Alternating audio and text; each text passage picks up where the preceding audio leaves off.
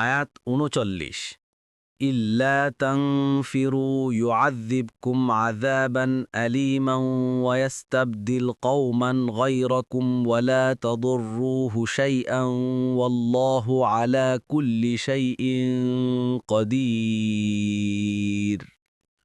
অনুবাদ: যদি তোমরা অভিযানে বের না হও তবে তিনি তোমাদেরকে যন্ত্রণাদায়ক শাস্তি দেবেন এবং অন্য জাতিকে তোমাদের পরিবর্তে আনয়ন করবেন এবং তোমরা তার কোনোই ক্ষতি করতে পারবে না।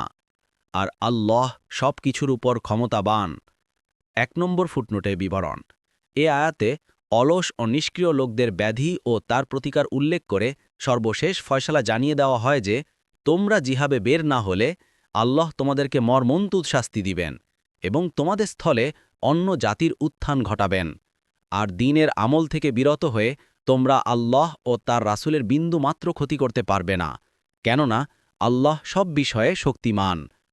কাতাদা বলেন, এ আয়াতে আল্লাহ তাআলা মুমিনদেরকে শামের দিকে তাবুকের যুদ্ধে অংশগ্রহণের জন্য বের হতে নির্দেশ দিয়েছিলেন।